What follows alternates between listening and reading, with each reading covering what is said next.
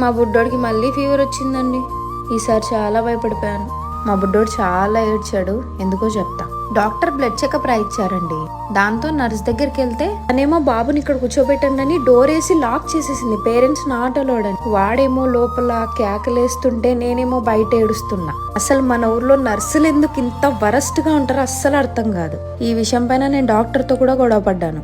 Doctor ఏమో parents not allowed అనే అంటున్నారు. వాడేమైనా పెద్ద పిల్లోడా, 2 years కూడా కంప్లీట్ కానీ చిన్న పిల్లోడిని కూర్చోబెట్టుకొని డోర్ వేసి లాక్ చేసేస్తే భయపడిపోడా లోపల ఏం జరుగుతుందో అని. ఒక చోట కాకుండా టూ టైమ్స్ వాడిని ఇంజెక్ట్ చేశారు. అబ్బా, వాడు ఏడ్చిన ఏడుపుకి నాకైతే బయట కన్నీళ్ళు ఆగట్లేదు. ఇక దబదబా కొట్టేస్తుంటే అప్పుడు అడిగాడు డాక్టర్, ఎందుకమ్మా అంటే, లోపల బాబు ఏడుస్తున్నాడంటే పేరెంట్స్ని అలో చెయ్యరమ్మా, మిమ్మల్ని చూసి ఏడుస్తారంటే. ఇప్పుడేమైనా వాడేమైనా నవ్వుతూ తీర్చుకుంటున్నాడా? ఇప్పుడు కూడా ఏడుస్తూనే కదా తీర్చుకుంటున్నాడు. మా ఆయన లేక సరిపోయింది. మా ఆయన నింటేనా దాని సంగతి అక్కడే చెప్పేవాడు. అసలు నాకే ఎంత కోపం వచ్చిందో అసలుకి. అలాంటిది ఆయన ఊరుకుంటారా?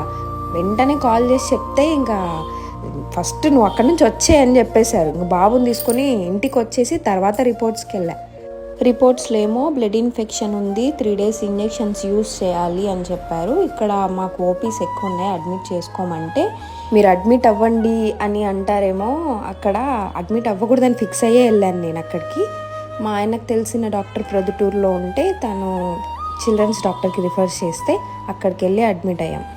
ఈ బ్యాంగిల్స్ ప్యాక్ చేసేసి ఇంకా డిటీడీసీకి తొందరగా ఇచ్చేసి వాళ్ళ అడ్రస్ మొత్తం రాసి ఇచ్చేసి అక్కడికి ఇంకా స్టార్ట్ అయిపోయాం ప్రొద్దుటూరుకి వెళ్ళిపోవడానికి.